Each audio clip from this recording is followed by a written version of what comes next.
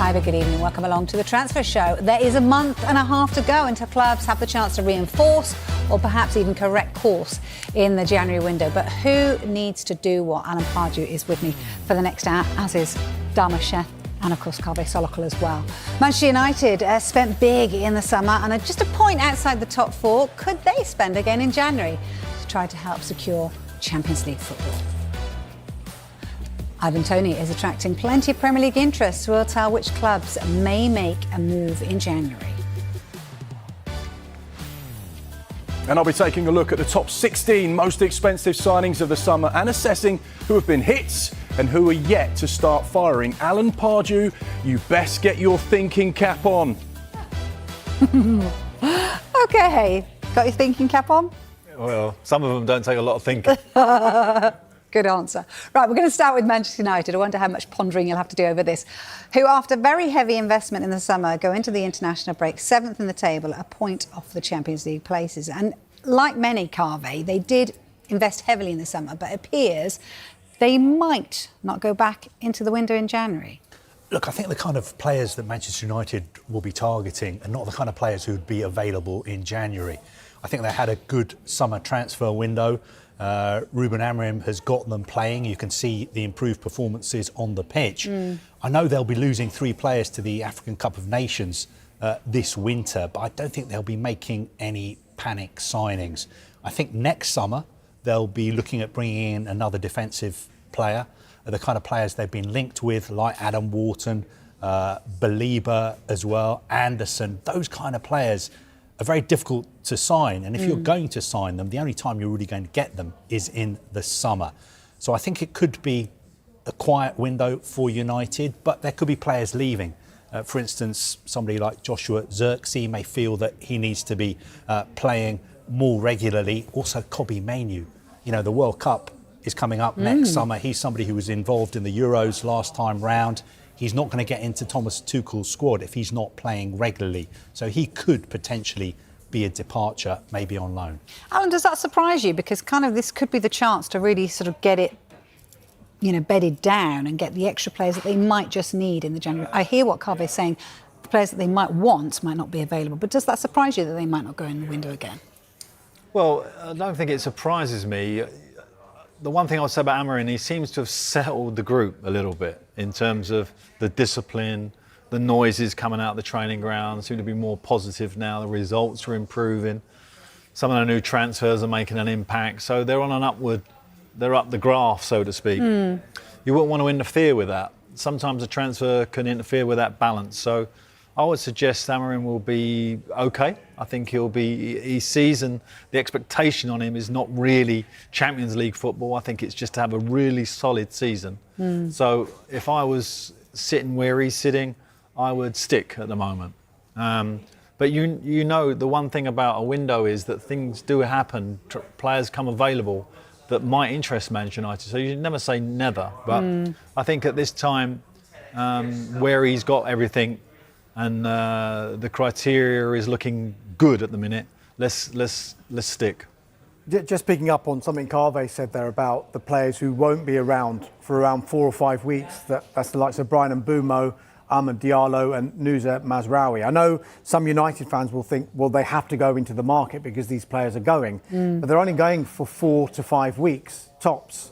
So if they were to bring in players to replace those players going to the Africa Cup of Nations, when they return, what happens to the players that they brought? I think they're just going to take a step back, see who he's got in his squad to fill those gaps for that limited amount of time. Because I don't think they want to do anything that would suggest panic, which has often been aimed at Manchester United in previous transfer windows. I think there's a more subtle approach to how they're doing transfers. They've been pretty pleased with what they've done during the summer transfer window. Perhaps not filled every single gap that they wanted to, particularly in midfield.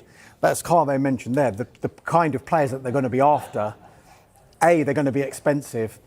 They're very unlikely to become available in January. And if they are, the premium on those players is going to go up. So I think United might just take a step back and say, we've got enough here at the moment. Let's see if we can get through without the players that have gone to the AFCON. And when they do come back, it will be like new signings coming back to the club anyway. But, Alan, does that give Manchester United, particularly the players you mentioned, Ahmad in fine form and Bomo, those are two key players for them right now. And potentially that could have, if they go far in AFCON, that's for a few weeks of those players not being there.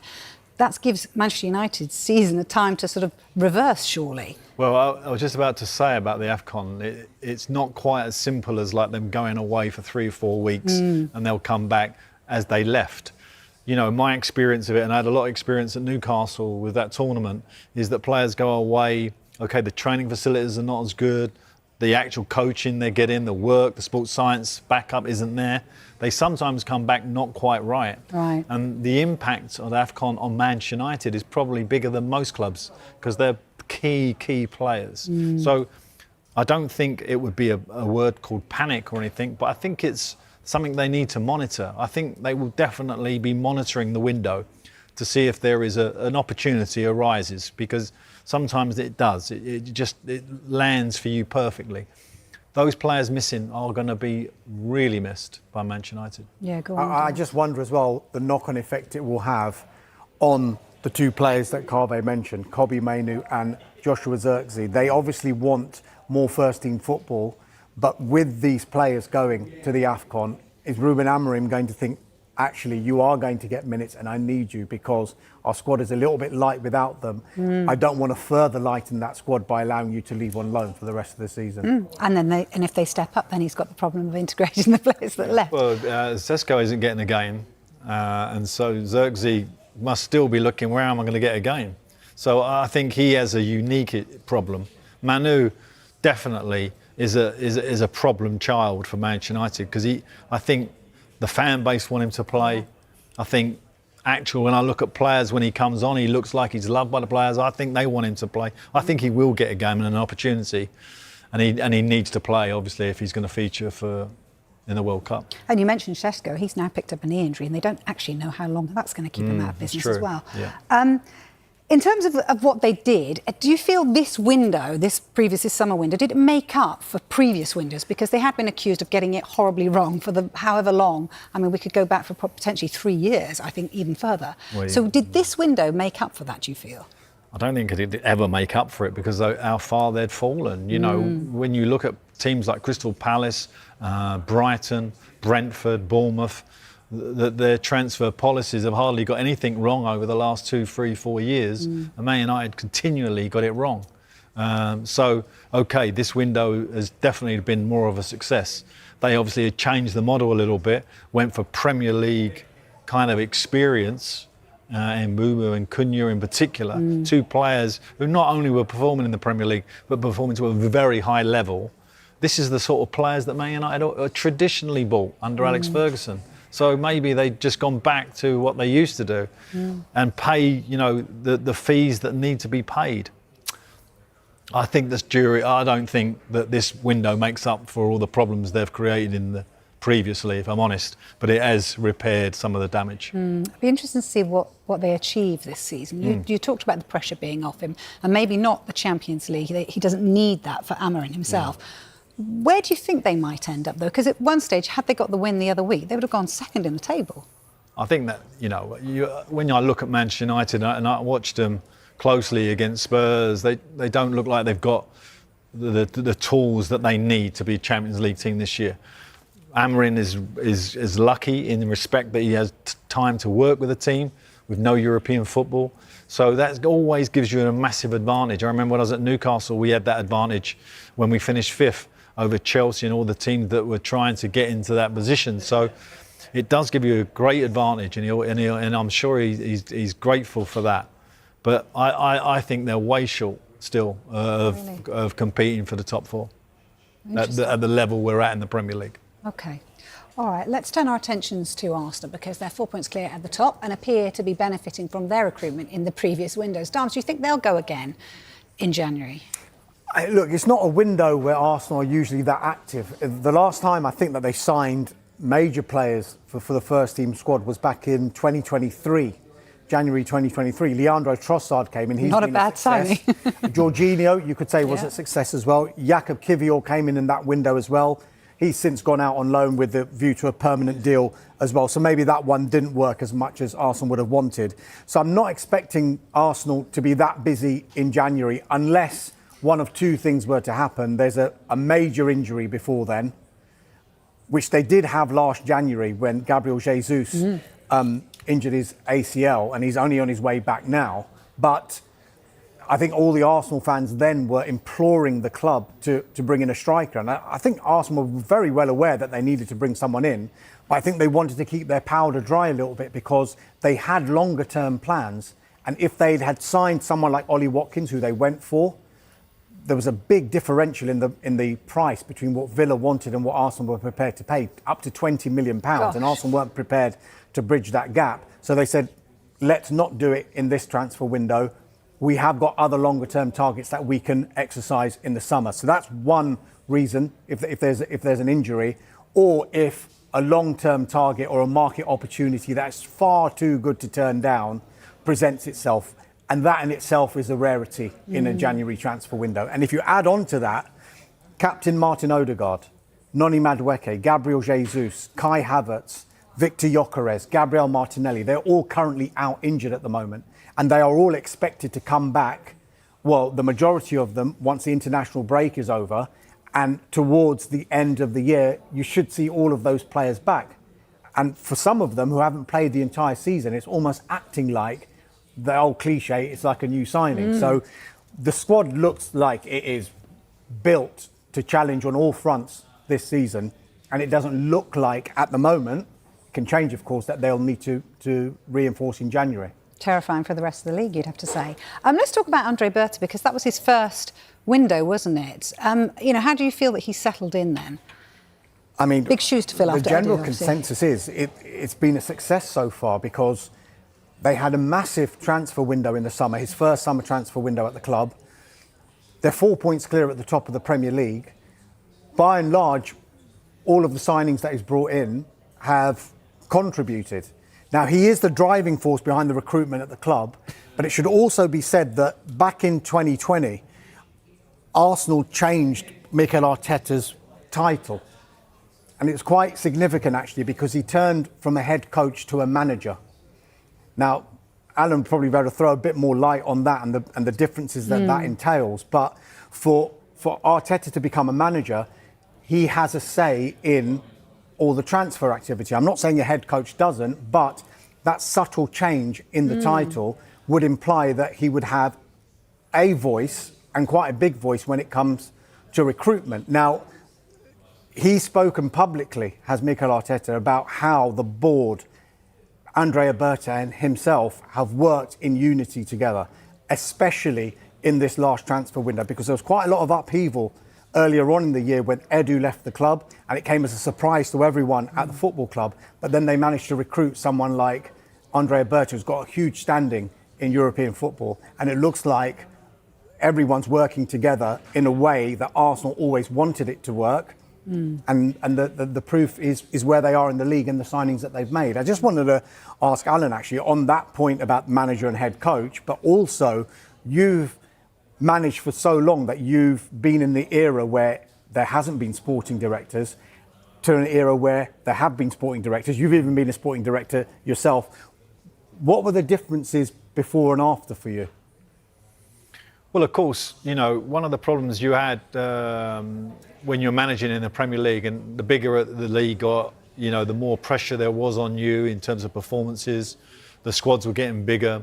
The finance was getting bigger. It was getting more and more difficult to keep your eye focused on transfers. And I think it was a natural progression that we were going to get a technical director, a transfer team, analysts that were going to go through all the videos and go through all the data.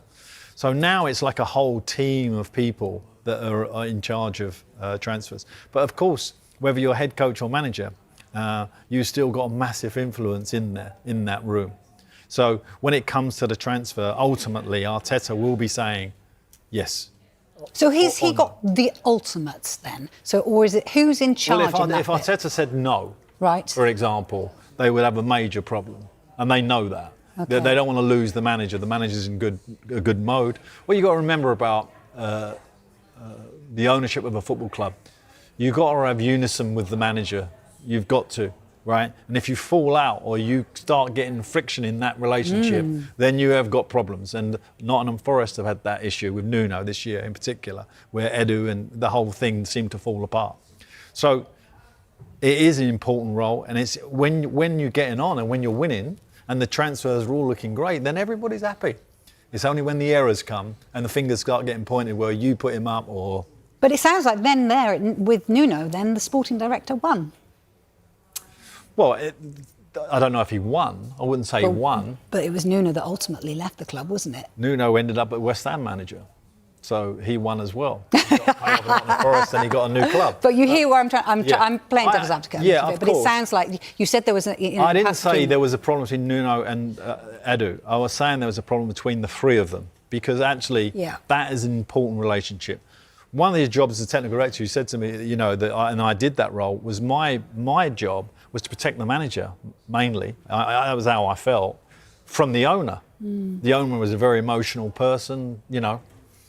Manager's got to go, you know, this is not right, and I'll be like, oh, it's okay, give him time. Well done, Alan. Yeah, well, of course. But that is a technical director's job. It is almost to try, in the calm light of day, like on a Tuesday after a Saturday game, to bring some realism to the result, to say, okay, well, the XG was great, you know, and we had great performances, okay, the result didn't go away, and calm the owner down. And so you get that. And if you get that relationship with the manager and the technical director working together and on transfers, then you got a winning mentality. Just in your managerial career, particularly when you worked with a sporting director, was there ever a time you were saying if there's not unison, then there's a problem? Yeah. Was there ever a signing at any of your clubs that was made that you were saying, this is not a good idea, I don't want this player? And what was the end result? Yeah, the end result is there was a few that got signed. And actually, one of the... Are you going to name any? Yeah, no. There's a funny story because Alan Carr, who's just won Traitors, who's brilliant, right? We loved it, Some people have got it on record. Oh, sorry. They haven't. It's too late for that. His father was Graham Carr, the famous manager, of course, right? And he was my chief scout at Newcastle. And when I went, he was very powerful at Newcastle. And he had an opinion about a player that was very difficult to kind of budge. So he was like, yes, 100% we should have him. And I was like, oh, no.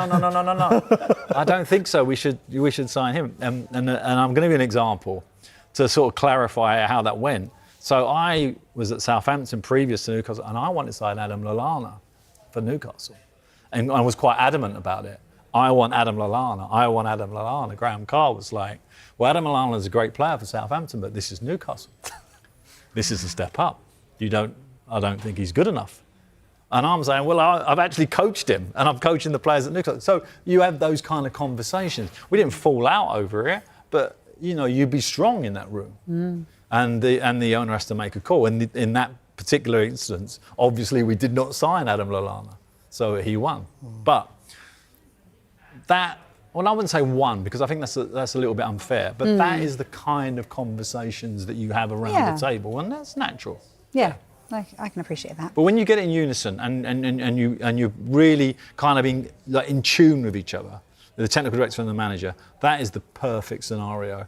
And of course, that still needs to happen between the technical director and the owner, and the manager and the owner. And it feels like Arteta's really lucky because he had it with Edu. It sounds like he's got a very good relationship. Okay. Yeah. Mark, what have you got for us? Wow, Adam Lallana nearly at Newcastle. What a story that was. There was over £3 billion spent in what was a record-breaking summer transfer window. Next, we'll take a look at who's been a hit and who needs to start firing.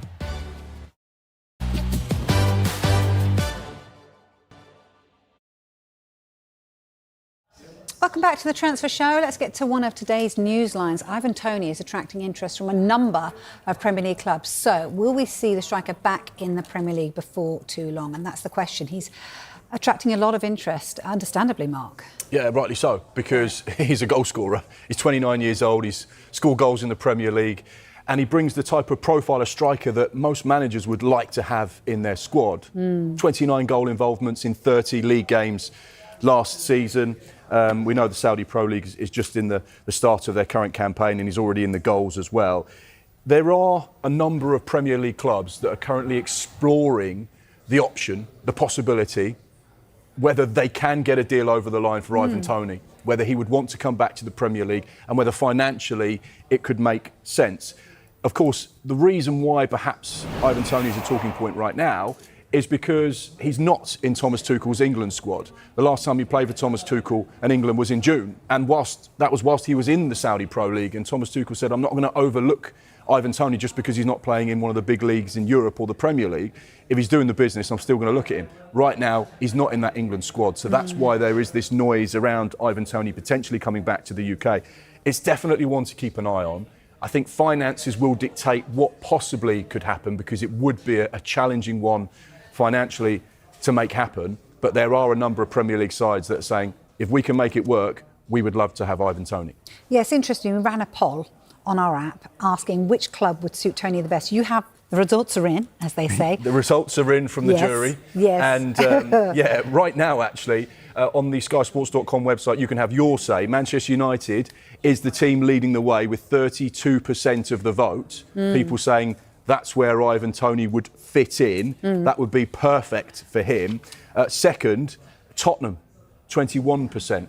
The reason why that's interesting, of course, because a certain Thomas Frank, and hugely influential in developing him as a player, took him to Brentford whilst they were in the Championship, and then continued that form in the Premier League. So you could see that relationship working there. And just finally, Brentford, 3%, a return to his old club.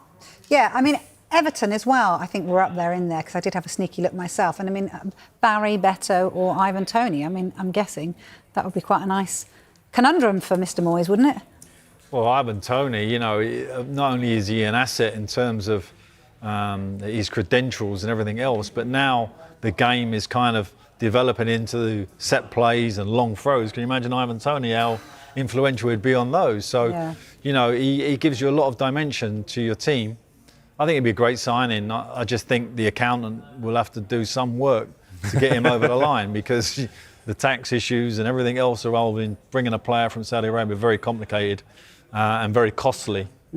So I think it's unlikely. If I was to choose a home, I would say Tottenham would be his probably favourite. I think they're really short at the top of the pitch, and he could answer a few questions there. How realistic is it, Calvé? I think the tax implications are huge, because one of the reasons players move to Saudi Arabia with respect to the Saudi Pro League is the fact that you earn huge money there, and it's also tax-free. Now, if you were to come back to the UK before a certain period of time, then HMRC would want you to pay UK tax on the money that you earn in Saudi Arabia as well. So it could potentially cost somebody like Ivan Toney tens of millions of pounds if he was to return to play in the Premier League. So from a football perspective, I can understand it would be a really good move for him to come back to the Premier League. The World Cup is coming up. I thought when he played during the last Euros, he did really well, scored a fantastic no-look penalty as well. I can understand why he needs to be back in the Premier League to get back in the England squad, but is it worth paying that much tax? I mean... Well, Alan, I mean, is it worth paying that much tax to get yourself in the World Cup squad and score a no-look penalty in the final? Well, he's 29. I don't see him coming back for anything other than the situation he's gone out there for, which is obviously of financial reasons. Otherwise, he would have stayed in the Premier League. There was enough Premier League club interest, but obviously Saudi Arabia, the finance was such that he couldn't turn it down. So now to sort of say to him, oh, well, you're going to come back now and you're going to pay tax on all that money. No, I don't see that happening. So my gut feeling is he won't come back. But having said that, you know, this is, I feel a little bit disappointed for him, because when Thomas, and we've heard this from English managers before, when players move abroad, well, it's okay, that won't affect me picking you, but he hasn't picked him. He's still scoring goals in Saudi Arabia. Why hasn't he picked him? I think he should travel to the World Cup, even if he stays in Saudi Arabia, personally. I think he's a great addition to the playing staff that we have in that group. What would he bring that perhaps others on the periphery of that role? Well, the one thing I liked about him when he played for England, and the one thing I like about him as a player, he has no fear. You're talking about a player here who has cast iron confidence, and we talked about penalties maybe being a major issue in the World Cup finals, which they always are. Well, Ivan Toney would be a useful tool then, with 10 minutes, 15 minutes to go and replace a striker and also be penciled in to take a penalty. So it's his attitude and the technical ability that he brings as a centre forward that I think can't be ignored, and that's why when his name's put around in the media like it has today, but there are going to be interest. That makes sense. Yeah, it does. I think out loud. What about if he just came on loan? Joined a Premier League club in January on loan to May, put himself in the shop window, goes to the World Cup, and then goes back to Saudi Arabia. Yeah, but what you got to respect Saudi Arabian league as well. And do you think they would want to do that? They're trying to build the structure of their league and make it a world league like the Premier League. So that wouldn't work for them, and I don't see them doing that. Do you think he'd be a good signing for West Ham potentially? Could he fit into the way Nuno plays? I mean, he had Chris Wood at Forest. Could he do a similar sort of job, be the sort of focal point for their attack? Let me call Nuno now and ask him. I actually know the answer without actually calling him. Absolutely, of course. And West Ham fans, wow, they're starved of, any kind of success over the last sort of year. So, and they're in a terrible situation. They're right in it although the last 2 wins have been so important. 100% he would fit in at West Ham. You can make a case for so many teams in the Premier League Correct. right now. You really could. Okay. All right, stay with us. Will we see teams in the relegation battle spend big in the January transfer window? On the way, we're going to discuss that, which includes Alan's old club. Sorry about this. West Ham, of course.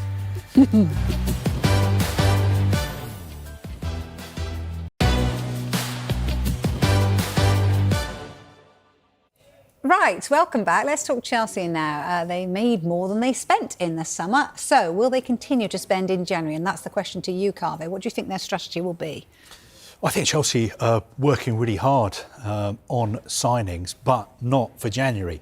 They're focusing on preparing, signings for the summer of next year and also the summer of 2027.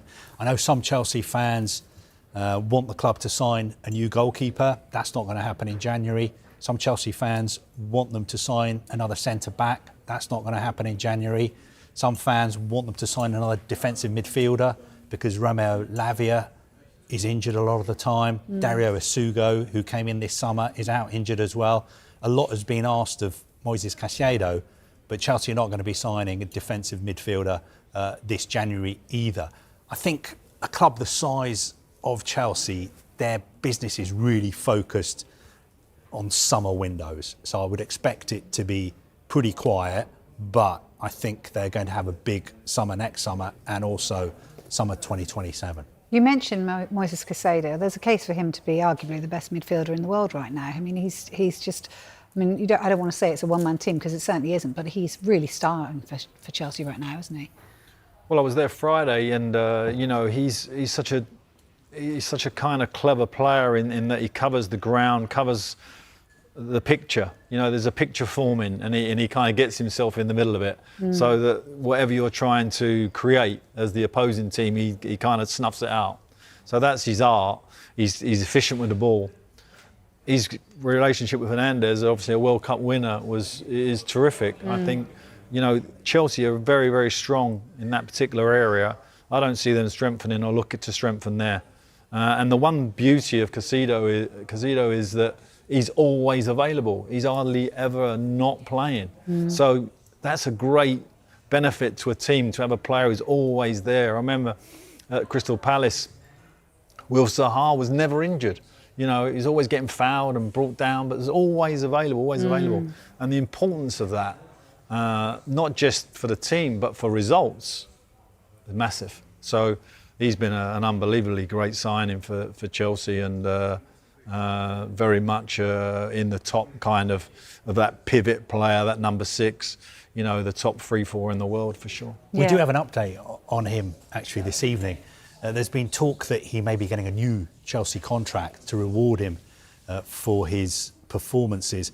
My understanding of the situation is that his contract already, basically Chelsea, I think, have him tied down until 2033. So they're not going to be. They're not. Quite the distance, isn't it? There's nothing wrong with 8-year contracts. Exactly. You know? I don't know why. Is that what you're on here? Why are you going on? He got one at. I remember. That sounds short to me. 7 years, wasn't it? You're still getting paid by 8 years. Newcastle. Yeah. Has that run out now? The Newcastle. It's still going. No, it's ongoing. No, but seriously, just go back to Moses Caicedo. He won't, I think, be getting a new Chelsea contract because he's contracted until 2033. But I think what is going to happen behind the scenes in private is that the terms of his present deal are going to be improved. I think. But that's a new contract then. It's not a new contract. It's not extra length. Contract, isn't it? I think it'll be a pay rise. It's an improved contract. But it won't be. He won't be actually signing a new deal with new terms. It will just be extra money in the bank account. Yeah, letter. we're going to recognise the fact that you've been playing so well. So we're going to give you a pay rise. Isn't that the right way to do it? And we're not though? going to announce it. It's not going to be done in I public. don't think It's that's something possible. that'll be done I privately. don't think that's possible. I think the length of the contract can not change. That's okay. But I think the improved terms. But Chelsea do have these. They do have these contracts that are sort of heavily incentivised. So the players are actually on relatively low base wages compared to other clubs the size of Chelsea.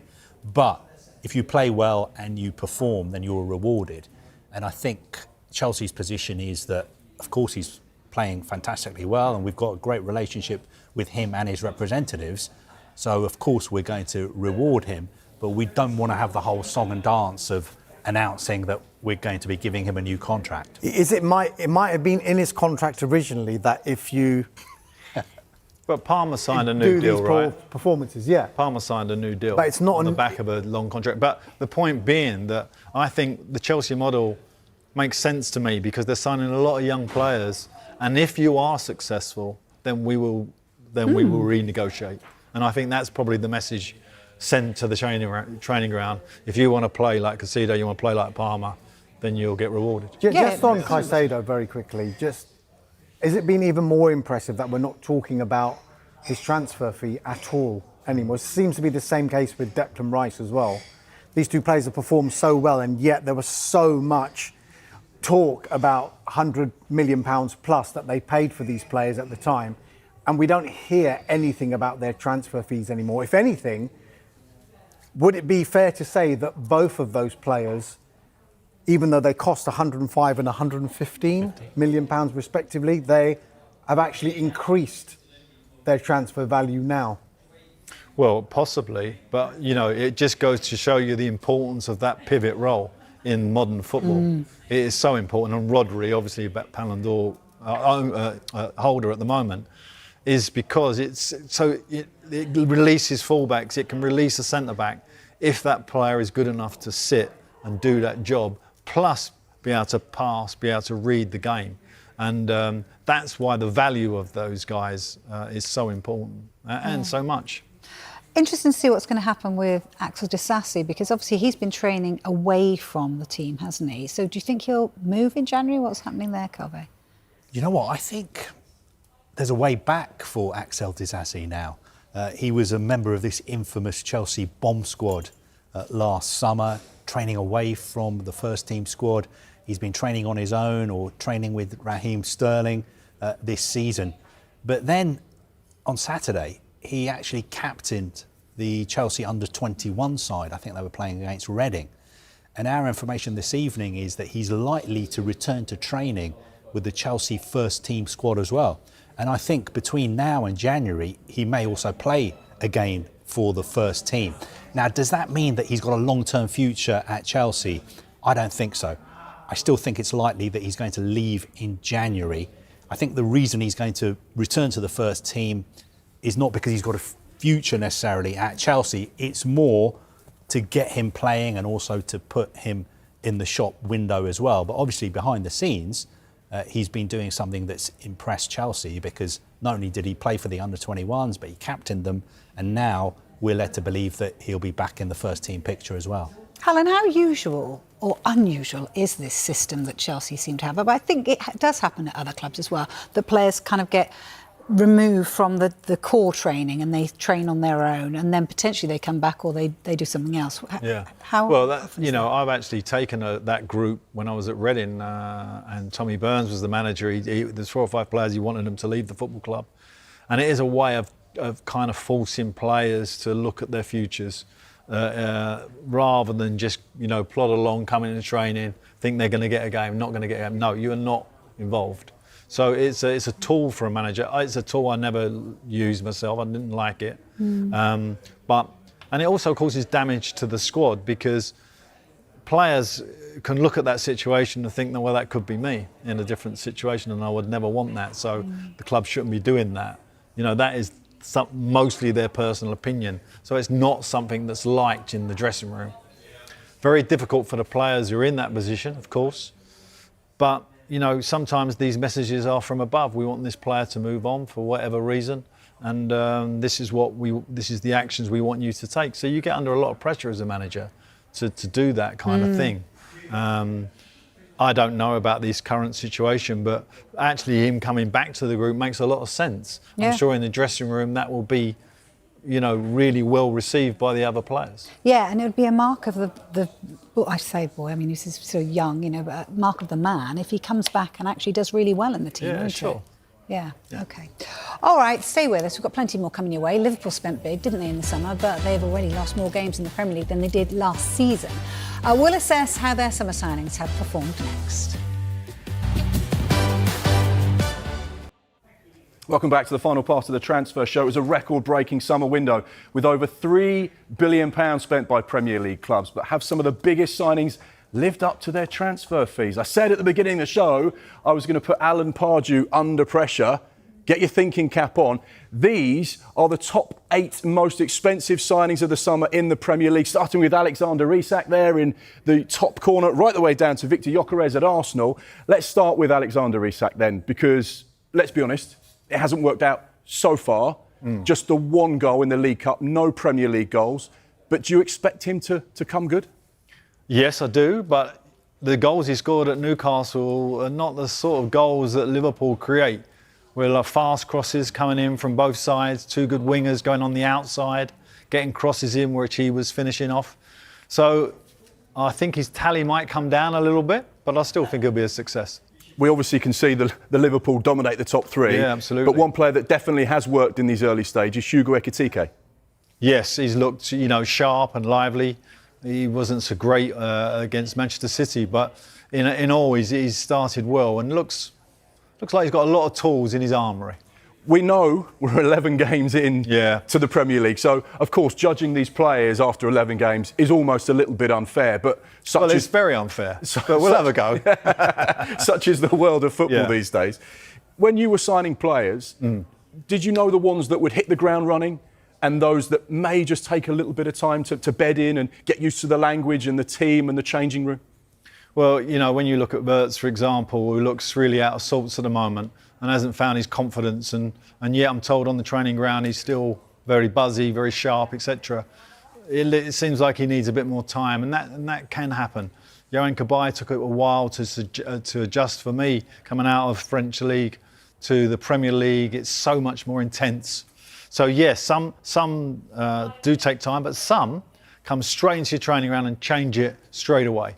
And that's a brilliant thing. Let's take a look at the next run. One player that took a little while, Carlos Tevez, didn't score for his first 19 games and then scored crucial goals. This is 9-16 now. You look at João Pedro, he's had an impact at Chelsea, done really well, 7 goals and assists in the Premier League. You look at someone like Anthony Elanga, again, not quite hit the ground running. Wissa injured. But when you look at these are the top 16 players with regards to transfer fees. There's not many players you're looking at going, he's a definite hit. And I guess that's the problem with recruitment, that you're gambling a lot of money and almost praying and hoping that they hit the ground running. Yeah, and of course, these figures have been inflated by the new TV deal, okay? So this money is now more, but actually what have you got in the changing room already? They've still got to get past those players, and a lot of these players, in particular this player, has got a lot of players in front of him. So he's got to do a lot to actually break in the team. Not only find a footing at the club, get used to the training ground, new manager, new new kind of information. He's got to get past some very, very good players. Elanga the same, Wester the same at Newcastle. And that was the top 16 biggest signings of the summer in the Premier League. Let's take a look at some of the big signings for those respective clubs. So for Everton, Forest, Fulham, Bournemouth, Brighton, these were their record signings this particular summer. But again, you'd look at these 5 players and say, they've not hit the ground running. So again, it goes back to that point where fans are desperately saying, go and spend money, get the chequebook out, back the manager, go and bring in new faces. Sometimes actually just sitting tight might be the right thing to do. Well, you always need new faces, and sometimes these players who've not featured might have made a massive impact at the training ground by just pushing, because that's how you improve a football team. You have to push from underneath, and it's only that competition that you can actually take the team forward. That's why managers always want new players, of course, and new faces. So these guys might have played an important role at the training ground, but not so much on the pitch yet. But you'd expect them all to, come through at some stage. These figures that they're on their names are there for a reason, because their stats or their performances elsewhere have been that good. So there is potential. Not seen maybe yet. Patience is the key. The key. Thanks very much indeed. Good to put you on the spot there. Florian Wirtz has been the subject of much discussion since his big money move to Liverpool. We'll discuss him in more detail in just a moment. But first, here are the thoughts of Gary Neville after his performance against Manchester City on Sunday. Wirtz is a problem. Let's be clear. Let's just call it as it is. It's an issue. He's 120 million quid, and he's, to be fair, I said a few weeks ago about Kirkes that he looks like a little boy out there. Today I thought Wirtz looked like a little boy, and that can't be the case. He's a German international of great standing, and he looks well short in respect of what you'd expect in a top physical Premier League match. So they've got to get him up to speed. They've got to get that sort of little bit of tenacity into him, and that little bit of something that means that he'll start to get into form. Because what they have to do is stick with him and persist, but they've got to find a way to get the best out of him. Yeah, so Gary Neville says they've got to find the way to get the best out of him. Arguably, he paid on the wing, didn't he, against Real Madrid, and that was arguably his best performance so far this season. Do you think they are going to be concerned about this, or are they going to be, OK, look, hang on, as you mentioned, it's only 11 games in, let's not panic just yet? No, they're concerned about it, make no mistake about that, because his impact has really been insignificant at the moment. Just going to Gary Neville's point there, he was never going to be able to play well in that game, because Liverpool weren't doing the fundamentals of the game. They didn't know second balls, weren't up for the pace of the game, and got well beat. So for a flair player to actually excel in that situation, it was never going to happen. So I felt for him in that particular game. There have been other games, though, where Liverpool dominated, and he still hasn't really come to the fore. At Leverkusen, when he played on the side, he played on the left side of a 3 and would drift in, and he would find pockets of space.